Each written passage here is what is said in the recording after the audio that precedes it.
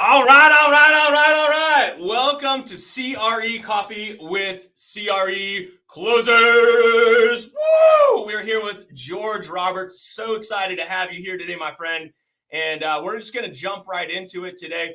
Let me throw out a little highlight here that we've got a new site launching for CRE Pro course. So we'll send out an email about that.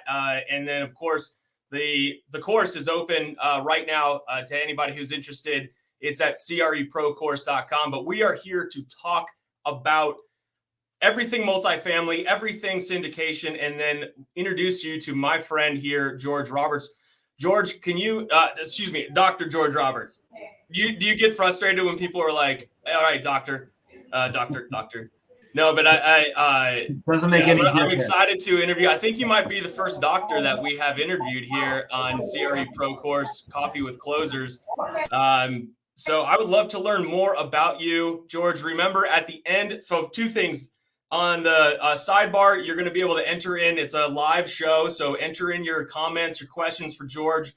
We answer them live right now on air. If you make a comment afterwards, or if you want to ask questions afterwards, do it in the notes on the side or the comments, and we will respond to every single one, whether it's now on the replay or otherwise. And if you could do us a favor and post this on your wall for LinkedIn, that would be really a big help. And I'm here to help George.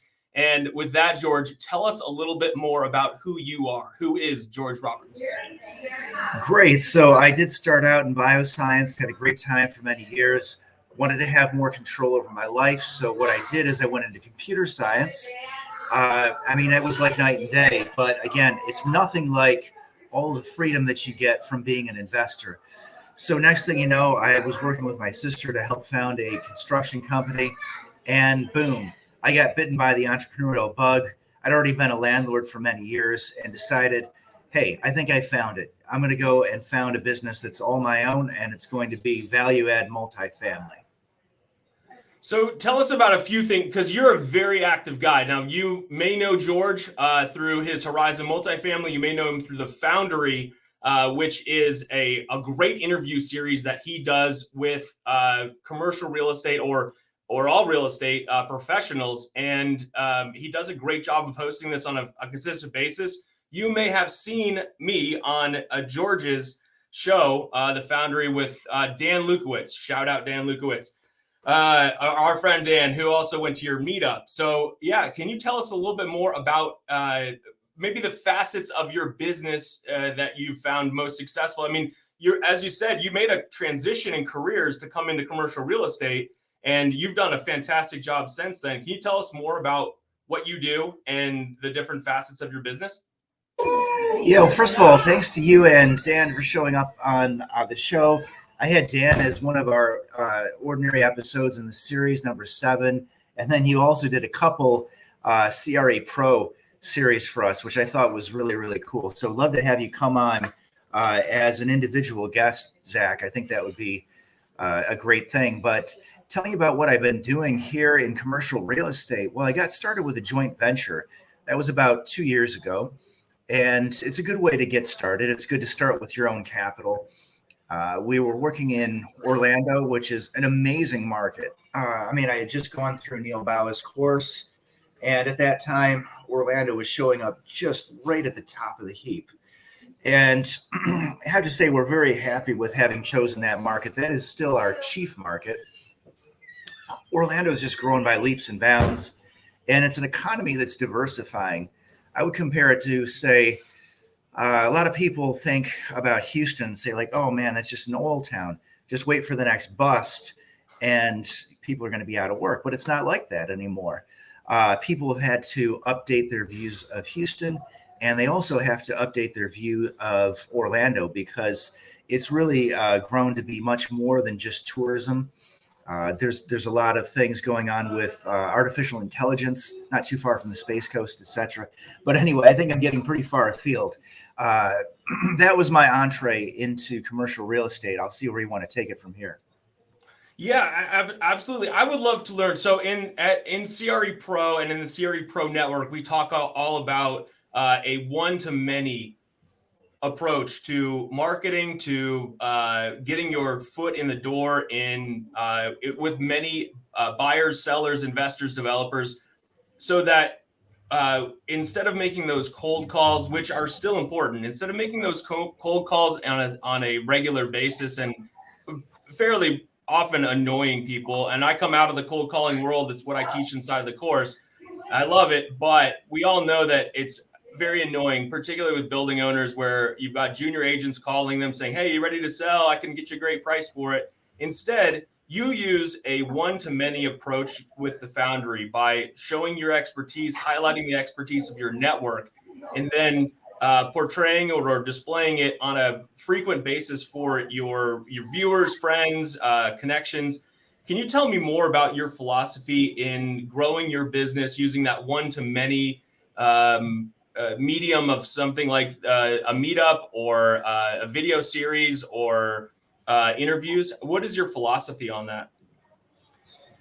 Well, that's something that I hit very heavily. So as you mentioned, I got the Foundry, so I release every Monday fresh episodes. I also put that out on my YouTube channel, which has a lot of explainer videos and a lot of additional added value. And what I'm really driving at here is that I feel like the more channels that you have, the more podcasts you go on, the more ways that you can reach the public, the better.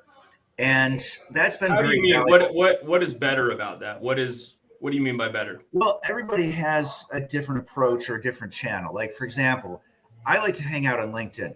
That is my number one spot. But there are a lot of people I know, they're only on Facebook. So being out on different social medias and having different thought leadership platforms is really valuable. I also have a weekly meetup every Wednesday at noon Eastern. That brings in a lot of people. I've got So that's an actual physical meetup. Like you are having people, you're hosting people at a physical location and hosting an actual meetup.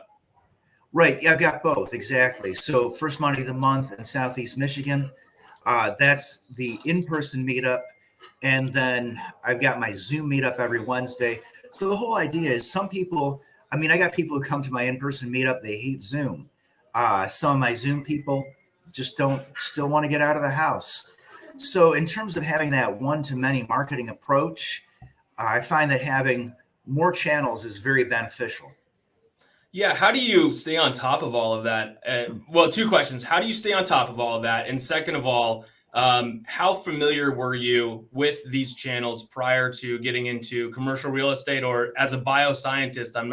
I'm guessing there's not as much of a multimedia, multi-channel approach to bioscience as there is maybe to real estate. One thing the biologists do horribly is promote themselves. So absolutely, it was all about becoming an entrepreneur. And that's where I really learned the idea of self-promotion. It's really where I developed my speaking abilities. I was a Toastmaster, but a lot of that was really directed towards getting ahead in business, but the Foundry more than anything. So yeah, in terms of developing all that, that has been largely an outgrowth of commercial real estate.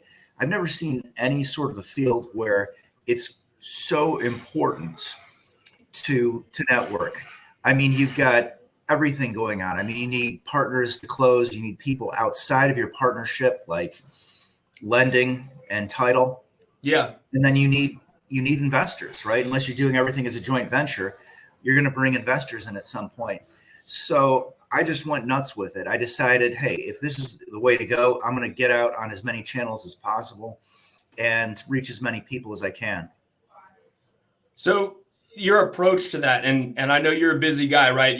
As you explained, you're a GP, co-GP, JV. You've done all of these in your first few years, and you're a busy guy, and you're running Horizon, and you've got a lot of things going on. You're looking at a lot of markets. How do you stay on top of all of that? And would you suggest at the beginning just taking like one channel that works really well for you and putting up like consistent posting, or is this sort of on a spur of the moment? Oh, I've got a great new, potential listing, or I have a great new idea.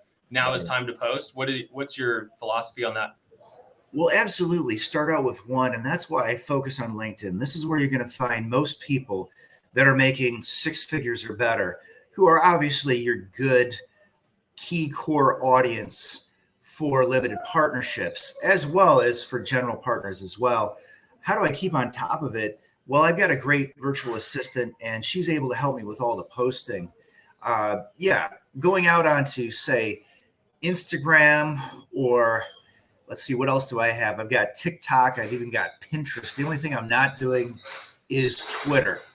So, yeah, I think that's very important, that you're going to branch out over time, but you don't have to do that at first. If you just focus on LinkedIn, or if you do launch a podcast, I would say for the work that you do to launch a podcast, I would definitely put it up on YouTube. But anyway, thanks for that first comment, Kay Trevor. Networking is so important. Trevor is out all the time. I swear there's hardly a post that goes by that Trevor doesn't like or comment. So, yeah, he's doing a great job of getting out there and showing the importance of networking. Trevor is a mutual friend of ours, and what's up, Trevor? It's good to see you, my man. And I know George has said great things about you. So thanks for joining us today. We are on TikTok Live, by the way. I don't know if you know that, George. We're on TikTok Live right now. What's your TikTok handle, or how do people get in touch with you on TikTok? It's George Roberts Multifamily. And I guess while we're on the topic, I am MF Investor George Roberts on Instagram. So yeah. Oh, there we go. Promo, man. I love it. Yeah. I mean, I'm such a big fan of continuing to not just self-promote, but promote others, right? And you do a great job of that on the Foundry. You've had some great guests on the Foundry. I just saw an interview you did with Ellis Hammond, who's a great friend of ours and a really good friend of Dan Lukowitz's. And Ellis has helped us along the way with just some insights on how he does his business and why he's been so successful, or how he's been so successful, particularly in his I would say a faith-based concentration on how he conducts his business. And I think it's really great to follow a passion that you have and then sort of import it into your business so that people know what you stand for, what you're about. And if they want to do business or not, that's, at least they're doing business with a genuine you, and they're interacting with you based upon some principles that you both have, just like, you and I, George, that we both believe that being on multiple channels gets your name out there.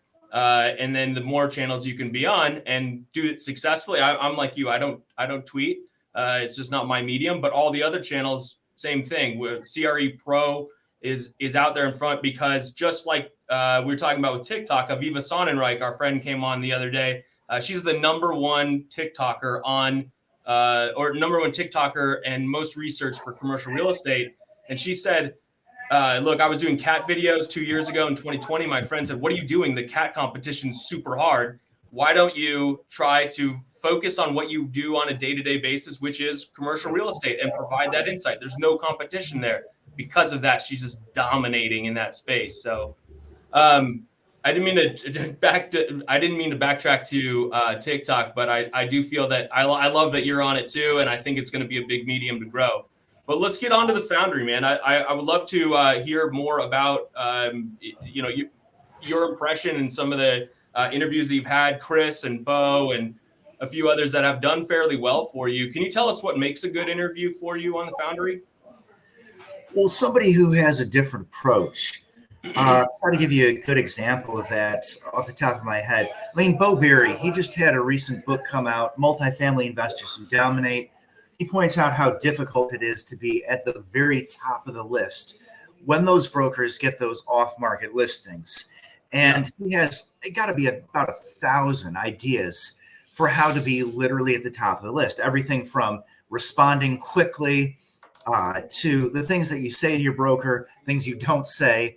And again, just, getting out there and building the relationship, right? I mean, people do business with people they like, right? So get out there, learn their birthday, figure out what. I would say the caveat to that, and my follow-up, I agree. The people that they like, but the people that they know, respect, and trust. And that's a huge thing for me and my business, and you and yours, and our CRE pros who are in their first year. They're trying to close their first deal. They're trying to get their first listing in that first 6 months.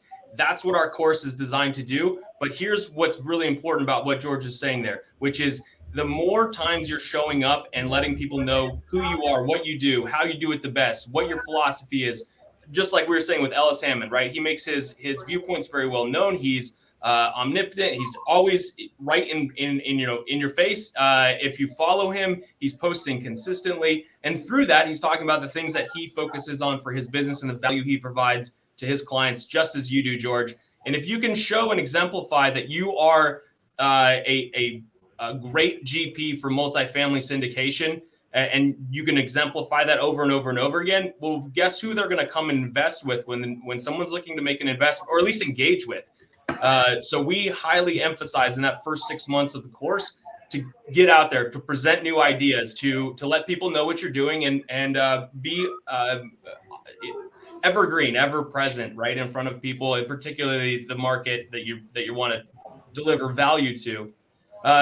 In terms of, let's just say, your interview style with Bo or Chris or any of your interviews, what would you say is your defining characteristic of your interview style? Well, more than anything, I just like to know people on a really deep level. A lot of people ask the same 4 or 5 questions, like, "Hey, how did you get into real estate?" Or, "Tell me about your first big deal." These are okay questions to ask, but in a really good interview, you need to know people.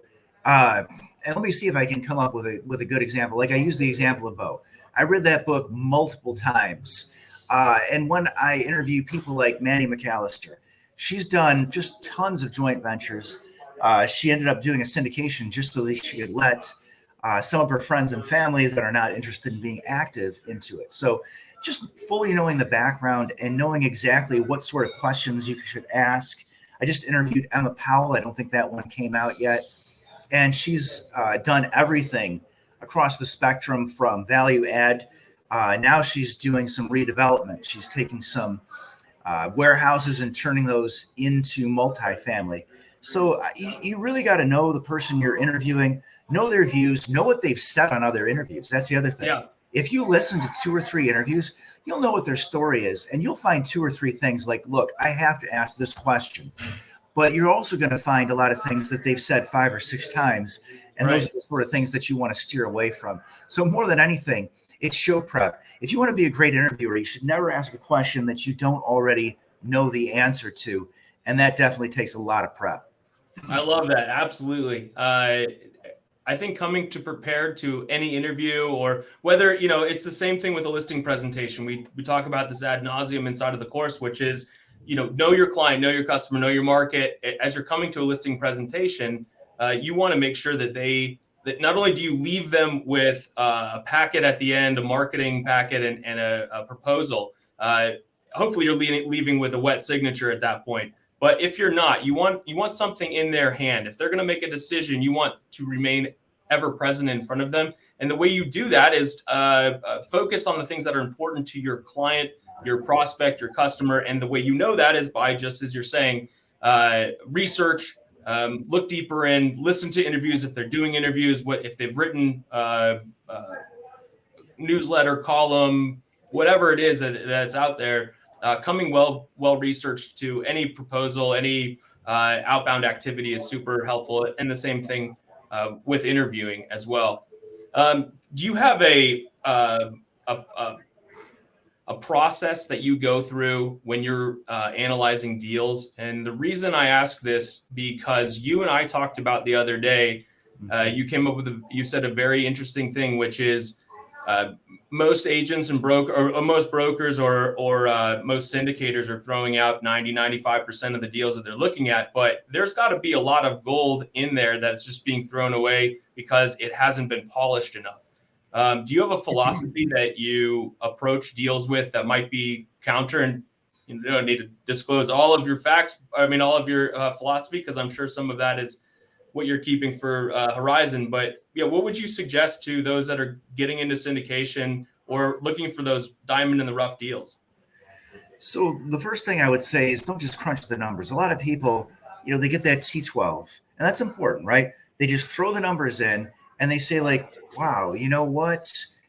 This is not a deal. Basically, you just throw the numbers in from the T12. What you find is that what people are asking for a property is generally, around the going cap rate. And, you really haven't learned very much. You got to find the story behind the numbers. And that's where I think, you got to do the crunching, but you really haven't begun to do the work until you figure out, look, why are they selling the property? What were they able to do with it? How far did the seller take it? What sort of money is left on the table? Look at their mindset and try to understand where they're coming from. I mean, you've got different types of sellers, right? You've got your totally professional people, mainly in the 100 unit and up space.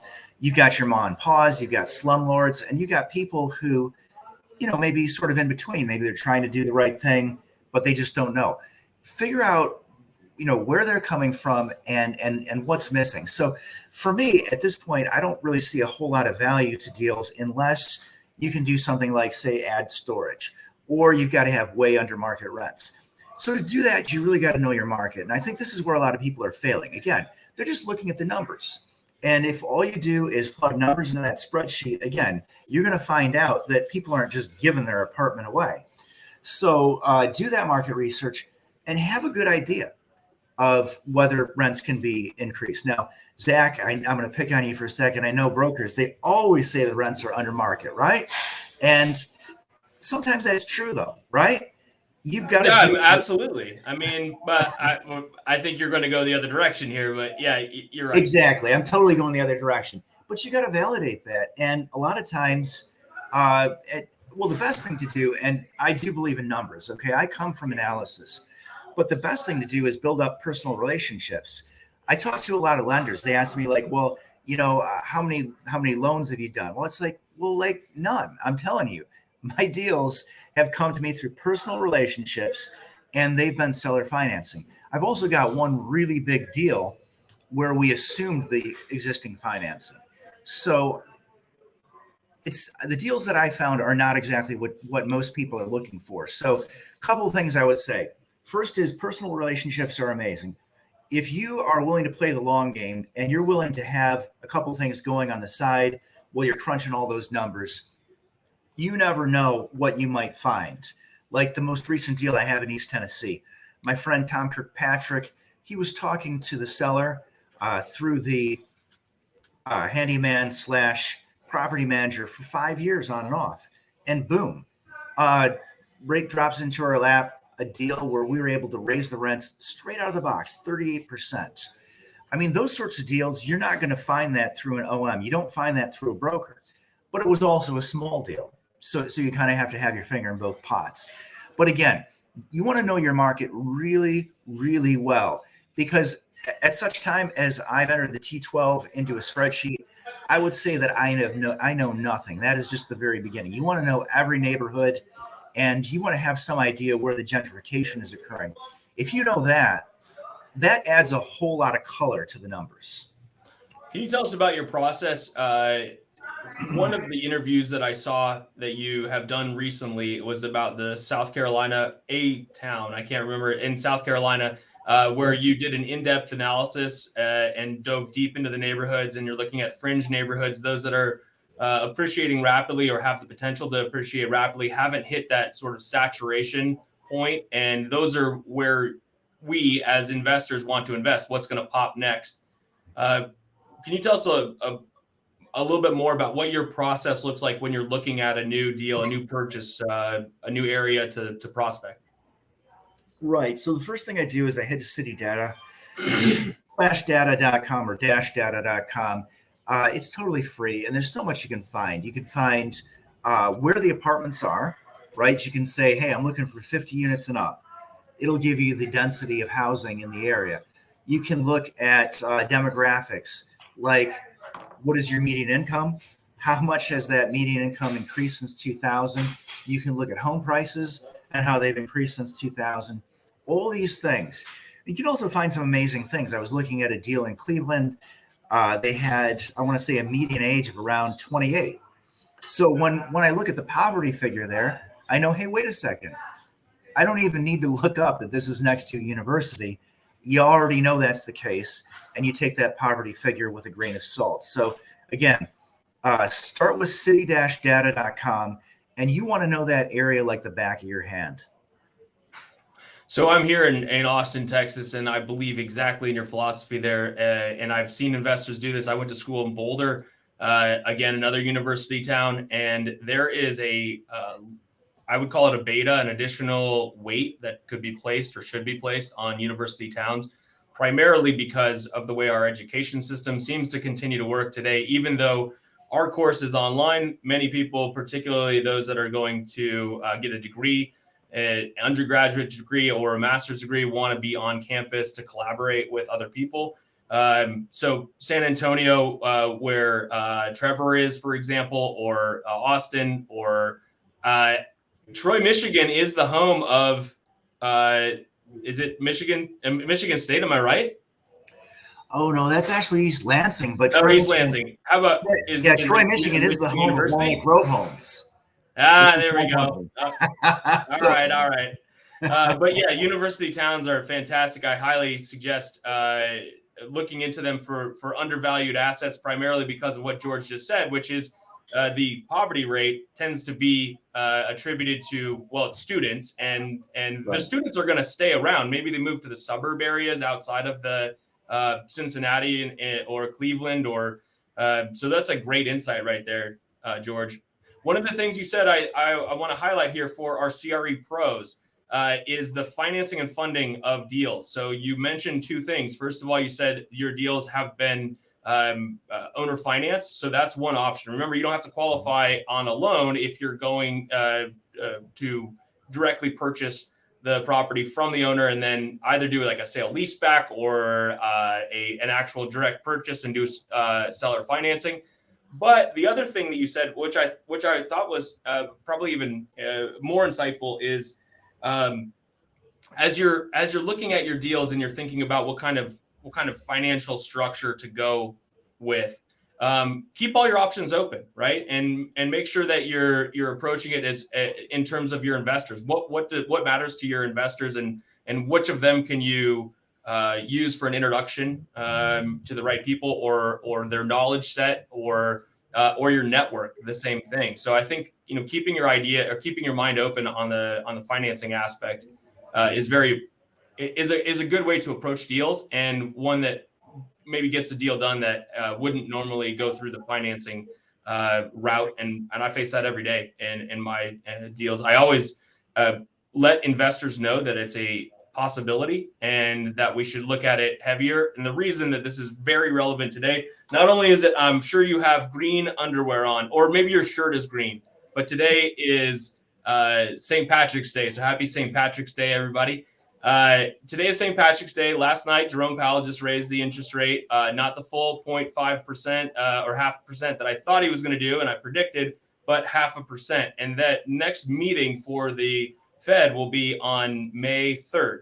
So you have between now, where they raise it a 0.25 point, and May 3rd in order to look for and secure financing that it will, the increase in interest rates, though, is anticipated. It's not factored in immediately. So I always recommend that, as we know it's going to be increasing over the next, I don't know, maybe year or more, lock in the financing if you're looking to do a traditional funding or through a lending institution. Why go? I mean, are you averse to going through a financing option like that, a traditional lender or otherwise, George, or has it just worked out that the deals that you've been doing, just the opportunity presented itself and the seller could do it? Yeah, that's the way it's worked out. And again, some of these mom and pop deals, especially when they've been in there for a long time, it just works out. So those two go hand in hand. Not averse to it, but I would say whenever you can avoid that financing, at least on the intake. I mean, you're probably going to refinance 2 years into the deal, and you really don't need to pay a lot of those charges a second time. You don't need that second appraisal. You don't need the environmental study and all those other things. Now, I know for the most recent deal I was in, we did a phase one. That's really cheap, right?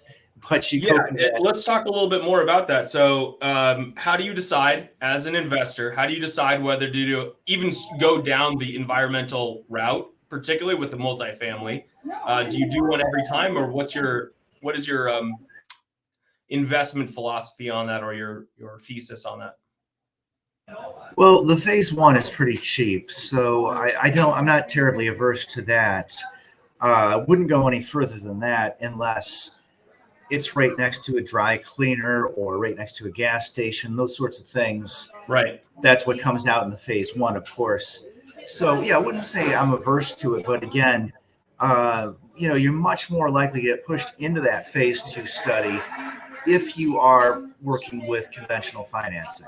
Great point. Absolutely. So the way that works is that if you're going to do an environmental, and I recommend this for industrial properties that I work on, that I broker in particular, and that we invest in, as we're going through the due diligence checklist, that should be one of the top priorities. Now, we do it for our investors, George. We don't traditionally look at financing options if we don't have to. I mean, sometimes we have to act quickly and we can't raise in time. So we go maybe the hard money route for a very short period of time. They may have different qualifications that they're asking for, or different check boxes in order to protect their investors. But for us, if it's an industrial property, if it has asbestos on it, or if it has, I don't know, I mean, as you said, next to a gas station, or it is a gas station, dry cleaners, you want to run through that phase one. Maybe it pushes to a phase two because they found some stuff, and then in rare case, it's going to a three. But the reason you want to do these is because once you hold on to this once you take receipt of the toxic asset, it is now yours. Now you must mitigate and clean that up. And there's sometimes it's just not worth it. Sometimes it is. Sometimes you find something inside of those environmental studies or tests that can be a great bargaining chip at the negotiation table, or maybe it's a wash. You're going to do the best you can to approximate how much it's going to cost to mitigate any sort of chemical or any sort of environmental impact. So true. So when you invest in an area, as you do, Tennessee, correct, and Orlando. Yeah, those are my big markets because I got boots on the ground. That's where it really makes sense for me to be. That was my question. So how do you go about doing that? How quickly can you act on somebody brings you a deal? They say, hey, I've got something in Orlando I'd like you to take a look at, George. What does that process look like for you and Horizon? Sure. I mean, we can jump into action right away. Again, I've got boots on the ground. Somebody could do a drive-by the same day. We're pretty quick with the underwriting. And one of the things that I've been doing is just going through every neighborhood. Now, when you're looking for a place to invest and you're considering a market, I wouldn't necessarily consider going and doing in-depth analysis of each neighborhood, of each census block. But since this is an area that we have chosen, absolutely. I mean, okay. I know the whole path of progress. I know where the crime is. I know where we're seeing some gentrification, seeing the home prices improving, where we're seeing the economics of the area improving. But again, that's something that really helps, because if you already understand the neighborhoods, then at that point, yeah, boom, you're just putting the T12 into your spreadsheet and you're taking a quick look at the OM, reading through. Can you explain to us what a T12 is, George? Sure. That's the trailing 12 months profit and loss statement. So the first thing you want to do is see, how does it operate year round? Now, if you want to see a trajectory, you might try T9, T6, T3. That would say the last 3, 6, or 9 months. And the value of that is that suppose things are improving. Maybe that's a story you get from the broker. Well, then you can check that out and say, oh, I see that we are getting higher occupancy. We are getting better rents, etc. Yeah. Inside knowledge into to your process and what's helped you become successful in commercial real estate. What would be one software or tool that you use that has been most influential in your first 2 years here in order to obtain deals or to analyze deals, that would be a good tool for our CRE pros to learn about? I got to tell you, sometimes the best tools are the most basic. I'm in Excel all day long. It's accessible. Anything I do in Excel, I can pass on to someone else. And you can do everything from your underwriting in Excel all the way along to understanding economics. I go out to Fred all the time, always adding lines to graphs, trying to figure out where we're headed economically, where my markets are headed. So learn to make Excel your friend if you haven't already. Okay, so your insight is to get deeper into the sheets, right? It makes you, and I know this about you as well as a great networker. You're great at analytics, right? And the data doesn't lie. That's what I always say. Is just it's something you can go to your investors and say, look, here is what I've plotted over the last trailing 12 months. Here's the P&L. Here are the economic factors, and they're all trending in one way or the other. Here's why we're making this offer the way that we are. Having data behind your decisions is a clutch move in commercial real estate, and it's one that I don't think is leveraged enough. My father, who's been in brokerage for 45 years, I asked him how you make a decision, or when you write a broker's opinion of value, how do you do that? And he's like, well, we just know. I just know. I've just been in. But he also, he hasn't been in the age of the cell phone or of the high large data sets like City. You said it's citydata.com. I might have lost your audio there, man. Sorry, I've been muting. There you go. Got it. I'm in this diner here, but I do have an amazing St. Patrick's wreath behind me. And your hat is kudos on that, man. When we jumped on today, you said, you know what? I did my research and I know about Zach and CRE Pro and CRE Pro Coffee with Closers, and the hats are winners. So I appreciate the effort there. That's pretty cool, man. So what is it? Do you have a book that you? I know you mentioned Ellis's book that has been influential in your career so far, or in your commercial real estate career. I'm sure there are a lot of riveting biology books. Red Queen is my favorite.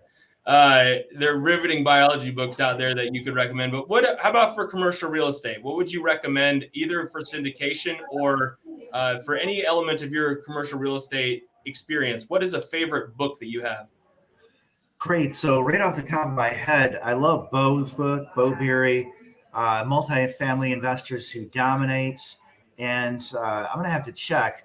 I listen to everything on tape these days, or on that shows you how old I am. Books on tape. Ha ha ha.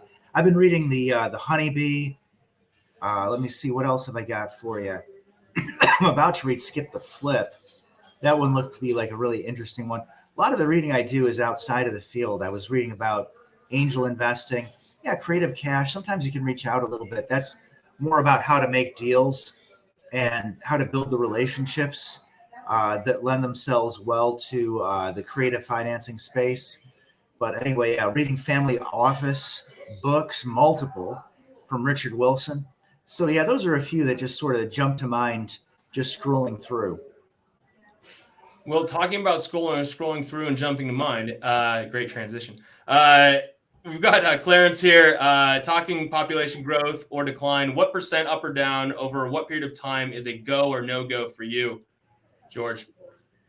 Well, sure. I think I'd like to see at least 25% since 2000. But more importantly, I'd like to see the trajectory. So one of the things that I've been doing is we get census figures every 10 years. So I plot out 2000, 2010, 2020. I like to have at least that much information, because then you can see that sort of an elbow, right? You see whether it's bending up. And there's some cities like Cincinnati. Now, the population has declined since 2000. That doesn't make it a no. Population is up since 2010. And people who are taking the most cursory look, they're not going to notice that. And they might say, oh, yeah, Cincy's dying, but don't count Cincy out. And a lot of other cities. I wish I had my spreadsheet up. I tell you about a few in Florida and Ohio. If you're good with it, man, we will put it into the sidebar after the interview. And if we get any feedback on that, please let us know, Clarence. If you take a look at it and you say, yeah, Cincy is up or down or whatever, give us some feedback. Are you good with that, George? If we put up the spreadsheet? Yeah, or an abbreviated version. We can give you a little something there. All but right. I'll see really quickly if I can find. But that's my best example. Like if you want to look at two cities side by side, at least in alphabetical order, Cleveland is declining, continues to decline since 2010. Cincy on the rebound, but there are a lot of other great ones like that, where you can see. Yeah, here's a good one. Yeah, Bradenton has had 13% increase since 2000. But all that increase has been essentially since 2010. And again, if you look more closely at the numbers, you'll find a whole lot like that. Yeah, like Greenville, South Carolina, 26% up since 2000. And most of that has been since 2010. Yeah, exactly. So when you look at stuff like that, and again, Clarence, I wouldn't say like no go, but the whole idea is that you can only invest in so many cities. So I want to invest in the very, very best. So when I'm looking for a city to invest in, it's got to be literally tippy top. And as far as Orlando goes, I'll tell you the story behind that. One of my partners actually moved out to Orlando. He said, look, we're going to pick our very best market, and I am leaving Michigan. Not for the weather, like you might imagine out there, but because not liking the idea that we were wearing masks and locked down longer than anyone else, and just not liking the business climate. So he said he's out of here and moved to our best market. So the other thing would be boots on the ground. If you have a decent market, but you have boots on the ground, maybe that takes it to the next level. Those people give you local knowledge. They'll tell you things that you need to know, maybe things that your broker knows, but things that you're going to get the raw, unvarnished third-party opinion from. So yeah, boots on the ground makes a big difference. So that's why we're in East Tennessee. I mean, Tennessee ticks all the boxes. Tennessee is growing like crazy. Not only is it growing, but it's growing in all the right places. Most of it is in the central portion in Nashville, but you've got this eastern portion that I feel is still undiscovered. The area in Knoxville and maybe between Knoxville and Johnson City. This is a place that people love to live. It's very hospitable. It's benefiting from the fact that people like to be out in the country. They're sick and tired of being packed like sardines out in the city. And one other thing that they both have, George, both your markets, what is that? What is the one thing that your markets, and then I here in Texas experience, Washington experiences, Wyoming experiences? What is that? Well, no income tax. No income tax. Yeah, that's all of right. those markets you just mentioned are no income tax, right? So it has to do with the population influx and the aversion to tax. I will put it in the sidebar, it's a living map essentially where it's showing people leaving from California and going to other markets. Where are they going? Majority of them are going northeast. Actually, I thought they would be coming to Texas. There are a lot of them coming here. They're moving from LA to New York, for example. I think it's or somewhere on the East Coast or Northeast. I was surprised to see that, but yeah, the growth that's been happening in both Tennessee. Our friend Tyler Cobble, who we've done interviews with before, and he's just a fantastic guy. Big beard, big presence. He's big on Nashville, and he writes a great newsletter. I'll add a link to him on the side here, but he's big on Nashville, has been for a very long time. I think your insight's a really good one there, George. And we tried to do we call it the one thing, right? It's Gary Keller Williams he wrote his book on the one thing. He always says there's you should dial it into the one thing. And what that is here, I think, and this is directly from the insight that I've received from you today, George, which is boots on the ground is super important. The most amount of research that you can do from Troy, Michigan, do that in an analytics spreadsheet, graph it, get the elbows, take it over a T3, 6, 9, 12. But the most important thing, and I believe this in my heart, the most important thing about real estate is the feel from it, right? Getting somebody who can drive by at 3 times a day, morning, noon, in the middle of the night, maybe, and find out, particularly multifamily, do people want to be living there, right? Are there people out there walking their dogs? Are they pushing strollers around? Learn about your market through actually being there. And if you can't physically be there, engage with somebody that is. So if you're trying to get into Greenville, reach out to, you identify, let's just say for Clarence's point here, 5 people or 5 markets that you want to be in. Reach out to boots on the ground and partner up with them or work with them in a capacity that you test them out and say, hey, let me talk to you about your philosophy and mine on investing. And here's what we're trying to do. learn more about them and what their experience is, and then have them go out and do a test case for you, right?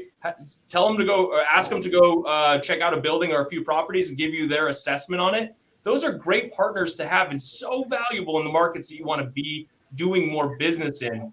I think that's a great point, George. The boots on the ground, and you don't have to be there yourself. I know many of our friends, Ben Kogut, I know, is flying around on a private jet right now. You don't have to be on a private jet in order to do this business. It'd be great to, but no, more so, if you partner up with the guys on the ground, people on the ground that can do the analysis and get a feel, a sense for how the market is going, what the feel is for that market, that's invaluable, I believe. And you could do as much analysis from Troy or from Austin, but really being there in person is huge. George, let me ask you as we close out here. Of course, we're on the sidebar. You can ask any questions. We're going to follow up on this, and then we'll have this for replay. I love to ask this question, particularly of guys like you that I know are deeper than what we see in the public eye. And though you do a great job of being out there and in front of a lot of audiences, what is one thing about George Roberts that you wish more people knew? Wow, that's a great question. I just have to take from the top of my head. I'm out in Ohio right now. I'm right next to Catawba Island where I've got my boats. So just as ending with a fun one, I love to sail, and it's a great part of my life because commercial real estate can be very stressful. And until recently, I was working at 3 jobs. So I'm telling you that I need a place to go. So being able to get out on that sailboat and being able to get out to some islands that are really close from where I dock, that's one of the important things to me. What do you like most about sailing? Well, I just love to cut the engine and just hear nothing but the waves. That is such a beautiful sound, such a beautiful feeling. And no matter how much fun I may have when I get out to the islands, there's just nothing like being out there and riding those waves. I love it. Ride the wave. Ride the wave with George Roberts. Thank you very much for coming on today. If you have questions for George, how can they get in touch with you, George? We cut the feed. I will add into the sidebar all of George's information. We appreciate George coming on today. Did a fantastic job. If you have any questions, if you have any comments, or if you want to learn more about the CRE Pro course or CRE Pro Network, you can do so at creprocourse.com. Until then, holla! Thank you very much for joining us. Talk to you soon.